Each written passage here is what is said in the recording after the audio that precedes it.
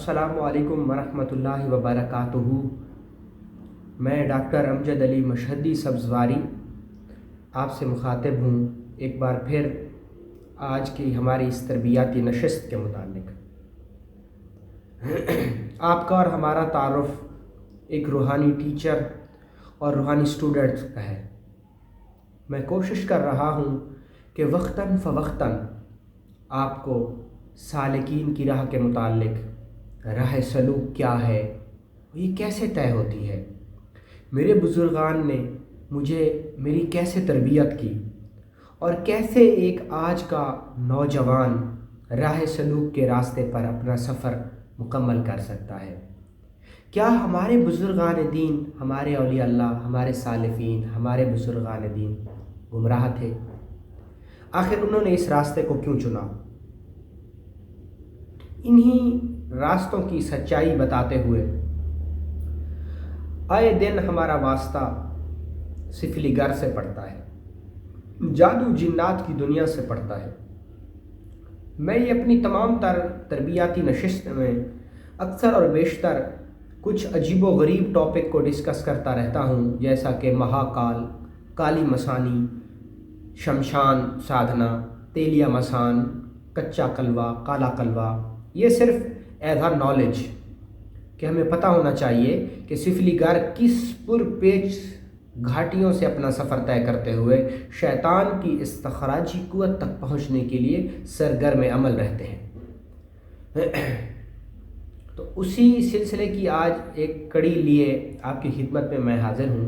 और आज की हमारी इस तरबियाती नशिस्त का जो मौज़ू सुखन है वो है गीदड़ सिंघी। आम तौर पे आपने अपनी रोज़मर्रा ज़िंदगी में इसका नाम ज़रूर सुना होगा। हर बाशऊर शख्स गीदड़ सिंघी के नाम से न सिर्फ वाकिफ़ है बल्कि बहुत सारे लोगों ने गीदड़ सिंघी को देखा भी होगा। ये इसकी हकीकत के मुतालिक भी मुख्तलिफ अफसानवी और गैर संजीदा और गैर मामूली बातें भी आम तौर पे सुनने को मिलती हैं। आज हम इसी को डिस्कस करने वाले हैं। गीदड़ सिंघी क्या है और ये कैसे मारे वजूद में आती है, और वो कौन लोग थे जिन्होंने सबसे पहले गीदड़ सिंघी को मोतबर जाना। क्या अपने घर में गीदड़ सिंघी का रखना बायस बरकत बनता है? यंत्र क्या है? और पुराने कदीम मिस्री यूनानी लोग जो देवी और देवता की पूजा किया करते थे, उनका गीदड़ सिंघी के साथ क्या ताल्लुक़ है? देखें, सबसे पहले हम यहाँ पे डिस्कस करते हैं कि गीदड़ सिंघी दरअसल है क्या। अगर आप गीदड़ सिंघी का लफ्ज़ पहली बार सुन रहे हैं तो उन तमाम भाइयों के लिए मैं सबसे पहले यहाँ बताता चलूँ कि गीदड़ सिंघी होती क्या है। दरअसल गीदड़ सिंघी एक ऐसी चीज़ होती है जो कि मुर्दा होती है, और इसका हासिल वसूल कहाँ से है, ये कहाँ से उगती है? ये ना ही तो किसी दरख्त पर उगती है, ना ही किसी पेड़ का ये फल है, फूल है, ना ही किसी की शाखें हैं, बल्कि ताज्जुब की बात ये है कि ये जो है ये एक ख़ास किस्म के गीदड़ के दोनों कानों के दरमियान नमूदार होने वाला एक बीमारी की शक्ल में या ट्यूमर की शक्ल में ज़ाहिर होने वाला एक फोड़ा है। ट्यूमर कह लें, एक रसोली टाइप कह लें, एक बैक्टीरिया की आपस में तोड़ फोड़ के नतीजे में निकलने वाला एक छोटा सा डेला सा होता है, जो कि गीदड़ के दोनों कानों के दरमियान बिल्कुल नमूदार होता है, जिसको गीदड़ सिंघी कहा जाता है। गीदड़ के दोनों कानों के दरमियान होने वाले इस फोड़े को, जिसे दुनिया गीदड़ सिंघी के नाम से जानती है, ये वहाँ से कैसे हासिल किया जाता है? दरअसल जब गीदड़ को वहाँ पर खारिश महसूस होती है, क्योंकि जब ये उसकी जल्द से बाहर निकलता है तो उस वक्त भी गीदड़ को खारिश होती है, और जब ये पूरा नमूदार हो जाता है एक गांठ की शक्ल में, तो फिर क्या होता है कि जब गीदड़ को एक ख़ास हद से ज़्यादा सरसराहट सी महसूस होती है, उसको वहाँ पे खारिश सी महसूस होती है, तो गीदड़ उसको जब अपने पाँव से कुरेदता है, पाँव के पंजों से, वो नुकीले होते हैं जिनसे वो मिट्टी खोदता है, अपने शिकार को पकड़ता है, फसलों की तबाहकारी में उससे काम लेता है, تو اس سے جب وہ کریدتا ہے، اس کو وہاں پہ خارش کرتا ہے، تو وہاں سے گیدڑ سنگی اس کے سر کے اس حصے سے ٹوٹ کر نیچے گر جاتی ہے۔ سیم بالکل ایسے جیسے ہم اپنے ناخن کاٹ لیتے ہیں، تو ہمارے ناخن کاٹ لینے سے، ہمارے بال کاٹ لینے سے، ہمارے بالوں اور ناخنوں کے کٹنے سے ہمارے انسانی جسم کو کوئی بھی کسی بھی طرح کا کوئی تکلیف نہیں محسوس ہوتی، حالانکہ ہم زندہ ہوتے ہیں اور وہ بھی کاٹے جا رہے ہوتے ہیں، ہم خود کاٹتے ہیں۔ تو یہ گیدڑ سنگی کی بھی ایسے ہی حقیقت ہے گیدڑ کے جسم کے ساتھ۔ جب یہ گیدڑ سنگی نیچے گر جاتی ہے تو پھر سادھو لوگ، جوگی لوگ، تپسوی لوگ، گیانی لوگ، ڈھونگی لوگ، عام طور پہ جو کریا کے نام سے، تنتر منتر جنتر کے نام سے لوگوں کو بھے بھیت کرتے ہیں، لوگوں کو ڈراتے ہیں اور عجیب و غریب باتیں کہلوا کر لوگوں کو سے پیسہ لوٹتے ہیں، یا ان کا ایک روزگار کا چھوٹا موٹا ذریعہ ہوتا ہے۔ وہ لوگ جب جنگلوں میں سفر کر رہے ہوتے ہیں، یا جو جوگی لوگ ہوتے ہیں جو کہ مختلف جانوروں کو پکڑنے کی غرض سے، یا حکماء حضرات جو جڑی بوٹی کے حصول کے غرض سے جنگلات کا رخ کرتے ہیں، بڑے بڑے صحراؤں کا رخ کرتے ہیں، تو وہاں پر یہ عام ان کو نیچے گری ہوئی شاد و نادر مل ہی جاتی ہے۔ تو یہ تھا گیدڑ سنگی کا حصول۔ اب جب گیدڑ سنگی کسی کی بھی انسان کو مل جاتی ہے تو پھر اس کو وہ کیا کرتا ہے کہ اس کو وہ سندور میں رکھتا ہے۔ اب سندور میں رکھنے کے بعد اس کے اندر خوشبو وغیرہ، پاؤڈر وغیرہ، الائچی وغیرہ ڈالی جاتی ہے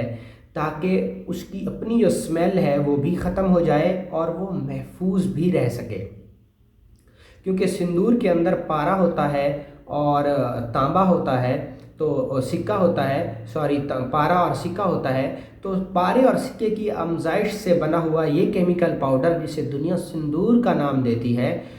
اس کے کیمیائی تعامل یا اس کے کیمیائی ایٹماسفیئر سے گیدڑ سنگی بہت حد تک جو ہے نا بدبو سے بھی پاک ہو جاتی ہے، اور اس کے بیکٹیریا کو جو سازگار ماحول چاہیے ہوتا ہے وہ بھی ملتا ہے۔ یہی وجہ ہے کہ گیدڑ سنگی وقت کے ساتھ ساتھ اس کے اوپر بال ہوتے ہیں، وہ ایسے چھوٹی سی گانٹھ سی ڈلی سی ہوتی ہے اور اس کے اوپر بال اگے ہوئے ہوتے ہیں، سیم ایسے جیسے گیدڑ کی جلد سکن کے اوپر ابھرتے ہیں۔ تو وہ بال ان سازگار کیمیکل کے تاثر سے وہ بال آہستہ آہستہ آگے بڑھتے رہتے ہیں، سیم بالکل ایسے ہی جیسے ہم ایک مردے کو قبر کے اندر رکھتے ہیں تو مرنے کے بعد بھی 1 مہینے تک انسان کا جسم زندہ رہتا ہے اور اس کے بال اور ناخن بڑھتے رہتے ہیں، حالانکہ وہ خود تو مر چکا ہوتا ہے، ڈیڈ ہو چکا ہوتا ہے۔ یہ بھی ایسے ہی ہوتا ہے، کچھ بیکٹیریا ایسے ہوتے ہیں جو کہ ایک دوسرے کو کھاتے رہتے ہیں اور جس جگہ کے اندر وہ ہوتے ہیں اس حجم کو بڑھاتے رہتے ہیں۔ تو بہت سارے لوگوں کے ذہن میں ایک سوال ہوتا ہے کہ گیدڑ سنگی کے اگر کوئی حقیقت نہیں ہے تو کیا گیدڑ سنگی پھر خود بخود کیوں بڑھتی ہے؟ اس کے اندر ایسی کون سی چیز ہے جو اس کو بڑھاتی ہے یا بڑھنے میں اس کی معاون اور مددگار ہوتی ہے؟ اس کی بڑی وجہ یہ ہے کہ اس کے اندر کچھ بیکٹیریا ہوتے ہیں، کچھ کیٹانو اور جیوانو ہوتے ہیں جو کہ ایک دوسرے کو کھاتے رہتے ہیں، جس کا جو ریزلٹ ہوتا ہے وہ یہ ہوتا ہے کہ یہ خود بخود اس کے سیلز بڑھتے رہتے ہیں۔ میں نے آپ کو ناخن کی مثال دی اسی طریقے سے، تو وہ بھی اسی کی ایک مثال ہے۔ تو اب ہم آگے چلتے ہیں کہ کیا گیدڑ سنگی کسی بھی انسان کے مقدر کو سنوار سکتی ہے، سنبھال سکتی ہے؟ کیا انسانی جسم کا گیدڑ سنگی کے ساتھ کوئی تعلق ہے یا نہیں ہے؟ دیکھیں، گیدڑ سنگی کا بینگ ایز اے مسلمان، ہمارے مسلمانوں کا گیدڑ سنگی کے ساتھ دور دور تک کہیں کوئی تعلق نہیں ہے۔ ہم ایک خدا کے ماننے والے ہیں اور ہم اللہ کی توحید، رسول اللہ صلی اللہ تعالی علیہ وسلم کی رسالت پر یقین اور اعتماد اور یقین رکھتے ہیں، لہٰذا ہم اس طرح کی واہیات باتوں پر مسلمان کسی بھی طرح سے کوئی یقین نہیں رکھتا۔ جہاں تک بات آتی ہے سادھارن انسان کی، تو کسی بھی انسان کو اس گیدڑ سنگی نامے پھوڑنے سے کوئی بھی فائدہ نہیں ہوتا۔ یہ ساری جھوٹی باتیں ہوتی ہیں، ان کا حقیقت سے دور دور تک کوئی تعلق نہیں ہے۔ اب میں آپ کو بتاتا ہوں کہ اس کی پوری بیس، کیونکہ ہمارے معاشرے میں اگر کسی چیز کو اتنی اہمیت دی جاتی ہے تو اس کے پیچھے ایک پورا سیاق و سباق ہوتا ہے اور اس کا پورا ایک پس منظر ہوتا ہے۔ جھوٹ بھی ایسے پرورش یا پروان چڑھ کر منظر عام نہیں ہو سکتا، اس کے پیچھے ضرور کوئی تھیوری ہوتی ہے۔ گیدڑ سنگھی کی جو اصل لاجک اور تھیوری ہے وہ یہ ہے کہ قدیم مصری لوگ، اہل مصر جو تھے، جو قدیمی لوگ تھے، جو کہ دیوی دیوتا کے پوجا پر یقین رکھتے تھے اور کفر اور شرک کیا کرتے تھے، ان کے ایک دیوتا تھے جن کی شکل جو ہے، اس دیوتے کی شکل جو تھی وہ گیدڑ کے منہ کی طرح تھی، نیچے دھڑ اس کا انسان کی طرح تھا اور اس کا منہ جو تھا وہ گیدڑ کی شکل کی طرح تھا۔ تو اب آپ کو پتہ ہے کہ جو لوگ دیوی دیوتا کی پوجا کرتے ہیں یا مورتی پوجا پر یقین رکھتے ہیں، وہ لوگ مختلف کاموں کے لیے مختلف مورتیوں کی پوجا کرتے ہیں۔ یعنی ایک دولت کی دیوی لکشمی دیوی، اگر آپ لکشمی کی مورتی کی پوجا کریں گے تو آپ کو دولت ملے گی، ایسا ان لوگوں کا عقیدہ ہے۔ اگر آپ شمشان کی سادھنا کریں گے یا مسان کی رانی کی یا کالی کی، مہاکالی کی پوجا آرادھنا کریں گے تو آپ کے جو ہے نا، آپ کو جتنی بھی شمشان کی کریاں ہیں یا تنتر منتر ینتر ہیں، آپ ان سے سیو رہیں گے۔ اگر آپ کسی بھی اپنے دشمن کا سروناش کرنا چاہتے ہیں، اپنے دشمن سے نجات حاصل کرنا چاہتے ہیں، تو جو اہل مشرک ہیں، جو شرک کرتے ہیں، جو کہ مورتی پوجا پر یقین رکھتے ہیں، غیر مسلم لوگ، ان کا یہ عقیدہ ہے کہ آپ پھر دیوی بغلا مکھی کی پوجا کریں، آرادھنا کریں، اس کے سامنے اپنا سر جھکائیں تو وہ آپ کے تمام کشٹ کو دور کر دے گی۔ ایسا ان لوگوں کا عقیدہ ہے، میرا نہیں، معاذ اللہ ثم معاذ اللہ۔ یہ میں ایک ایز اے نالج آپ بھائیوں کو بتا رہا ہوں کہ ہمیں نالج ہونا چاہیے، ہمیں علم ہونا چاہیے کہ کیسے استخراجی قوت کی تعاقب میں لوگ کس قدر پرپیچ راستوں سے اپنے سفر کو طے کر کے استخراجی قوتوں کے حصول تک یہ سارے کام سر انجام دیتے ہیں۔ تو اسی طریقے سے ہر دیوی دیوتا کی یا ہر مورتی پوجا کی وہ ایک خاص وجہ سے اس کی پوجا کرتے ہیں، کیونکہ وہ ہر دیوی کو ایک خاص کام سے منسوب کرتے ہیں۔ تو اسی طریقے سے جو یہ دیوتا تھا جس کی شکل گیدڑ کی شکل کی سی تھی، قدیم مصری لوگ اس کی پوجا اس لیے کرتے تھے کیونکہ یہ دھن دولت کی حفاظت کے لیے وہ اس کی پوجا کیا کرتے تھے۔ تو پھر ان کا یہ عقیدہ تھا کہ جو جانور، جس جانور کی شکل جو ہے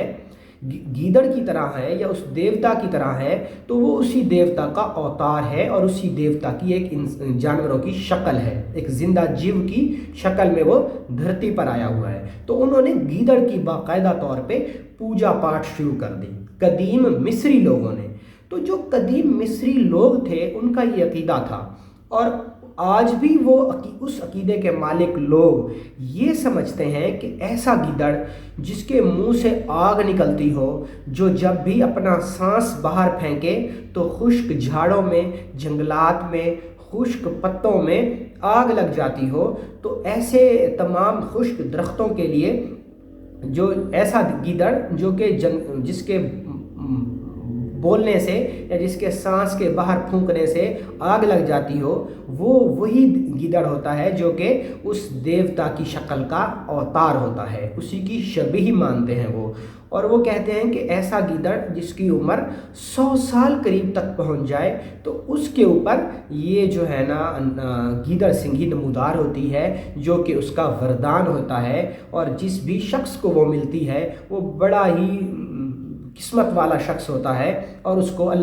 کو معاذ اللہ ان کے مصنوعی خدا سے خیر، حفاظت، برکت، عافیت اس کو نصیب ہوگی۔ اور جو قدیم مصری لوگ تھے وہ گیدڑ سنگھی کو اپنے زیورات کے ساتھ رکھا کرتے تھے، خوشبو لگا کے اپنے مندروں میں رکھا کرتے تھے، اور اس دیوتا کے قدموں کے نیچے رکھا کرتے تھے، یا اس کے تاج جو شاہی مکھٹ ہوتا تھا اس پر اس کو آویزاں کر کے رکھا کرتے تھے، اور یا پھر وہ اپنی پگڑیوں کے اندر بھی اس کو رکھا کرتے تھے۔ ان لوگوں کا یہ عقیدہ تھا کہ اگر آپ اپنے دشمن کے پاؤں کی مٹی اٹھا کے گیدڑ سنگھی کے ساتھ مس کر کے رکھ دیں گے تو گیدڑ سنگھی کی برکت سے معاذ اللہ کہ ان کا جو دشمن ہے وہ ان پر کبھی بھی غالب نہیں آ سکے گا۔ ایسا عقیدہ قدیم مصری نان مسلم لوگوں کا تھا۔ اور وہ اس سے باقاعدہ طور پہ اپنے بچوں کا روحانی علاج و معالجہ بھی کیا کرتے تھے کہ وہ گیدڑ سنگھی کو اٹھاتے اور بچے کے سر سے 7 بار اس کو وارتے اور پھر اس کو سندور میں رکھ دیتے، اور اگر سندور کا کلر چینج ہو جاتا کسی کیمیائی تعامل کی وجہ سے یا بچے کے بیکٹیریا لگنے کی وجہ سے، اگر سندور کا ہلکا رنگ چینج بھی ہو جاتا تو وہ اس کو نظر بد سمجھا کرتے تھے۔ تو یہ تھی گیدڑ سنگھی کی حقیقت۔ تو آج کے دور میں نے سوشل میڈیا پہ بھی بہت سارے لوگوں کو دیکھا کہ لوگ گیدڑ سنگھی کے پیچھے بھاگ رہے ہیں، یہاں تک کہ گیدڑ سنگھی آن لائن بھی بیچی جا رہی ہے۔ تو خدارا یہ عقیدہ غیر مسلموں کا ہے، ہم مسلمانوں کا اس سے کوئی تعلق نہیں ہے۔ یہ ایک روحانی تبرک ہے ہندوؤں کا، یہ ان لوگوں کا روحانی تبرک ہے جو لوگ غیر مسلم ہیں،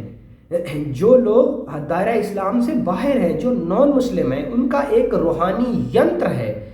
کہ جس کو بغیر کسی اس کے اوپر منتر جنتر پڑھے وہ اس سے فوائد لینے کا عقیدہ رکھتے ہیں۔ ہم مسلمانوں کا اس سے کوئی تعلق نہیں ہے۔ اگر آپ کسی بھی شخص کے گھر میں گیدڑ سنگھی ہے تو آپ اس کو اٹھا کر باہر پھینک دیجئے، کیونکہ ایسے عقیدے رکھنے والا شخص دائرہ اسلام سے خارج ہوتا ہے، اور گیدڑ سنگھی کی حقیقت اس کے سوا اور کچھ نہیں کہ وہ گیدڑ کے دونوں کانوں کے درمیان نکلنے والا ایک پھوڑا ہے جو کہ کسی بھی بیماری کی شکل میں، بیکٹیریا کی توڑ پھوڑ کی شکل میں مارد وجود میں آتا ہے، اور وہاں پر ہونے والی جلن اور خارش کی وجہ سے گیدڑ جب اس کو کریدتا ہے تو وہ نیچے گر جاتا ہے، اور جوگی اور تپسوی اور سادھو لوگ اس کو اٹھا کے لوگوں سے چند عجیب و غریب باتیں کر کے اسے بیچ جاتے ہیں۔ اور ہمارے ہاں تو ایک ضرب المثل بھی ہے کہ پتہ نہیں اس شخص کے پاس ایسی کون سی گیدڑ سنگھی ہے کہ ہر شخص اس کے پیچھے رہتا ہے۔ عام طور پہ لوگ اس کو تسخیر خلق کے لیے یوز کرتے ہیں، لو میرج کے لیے، محبت کی شادی کے لیے اس کا استعمال کرتے ہیں، اور دشمنوں پر فتح یابی پانے کے لیے اس کو بطور روحانی تبرک یوز کرتے ہیں۔ تو اگر کوئی شخص کسی کا یہ عقیدہ ہے، یاد رکھیے گا، اگر کسی شخص کا یہ عقیدہ ہے کہ یہ میں نے انگوٹھی جو ہاتھ میں پہنی ہے یہ انگوٹھی میرا مقدر سنوار سکتی ہے، تو میں دائرہ اسلام سے خارج ہوں۔ تقدیر جو ہے وہ میرے اللہ کے ہاتھ میں ہے۔ ہاں یہ سچ ہے کہ تقدیر کو چینج کیا جا سکتا ہے ورد اور وظیفوں کے ساتھ، گریہ و زاری کے ساتھ، آہ و بکا کے ساتھ، صدقات کے ساتھ، نفلی عبادات کے ساتھ اللہ کے غصے کو، اللہ کی ناراضگی کو ٹھنڈا کیا جا سکتا ہے، لیکن تاہم ہم مسلمان ہیں اور ایسا عقیدہ رکھنے والا شخص کافر ہوتا ہے۔ تو خدارا اگر آپ میں سے کسی شخص کے پاس گیدڑ سنگھی ہے تو آپ اس کو اٹھا کے اپنے گھر سے باہر پھینک دیجئے۔ وہ ہندوؤں کا ایک روحانی تبرک اور ینتر ہے، اور ہندوؤں کا وہ عقیدہ ہے یا نان مسلموں کا عقیدہ ہے۔ بہت سارے لوگ یہ سمجھتے ہیں، لیکن در حقیقت یہ ہے کہ اس کا کوئی بھی کسی بھی طرح سے یہ فائدہ دینے والی کوئی ایسی چیز نہیں ہے۔ تو لہٰذا آج کی جو یہ ہماری نشست تھی وہ میں نے اسی لیے رکھی کہ ایک بڑی غلط فہمی کا ازالہ کیا جا سکے کہ گیدڑ سنگھی کیا ہے، اور یہ اس کی کوئی لاجک ہی نہیں ہے، اس کی کوئی تھیوری نہیں ہے کہ یہ انسانوں کو کوئی فائدہ دے سکے۔ بے حد شکریہ، انشاءاللہ العزیز ملیں گے پھر اپنی ایک تربیاتی نشست کے ساتھ۔ اس وقت تک مجھے اجازت دیجیے، اللہ حافظ۔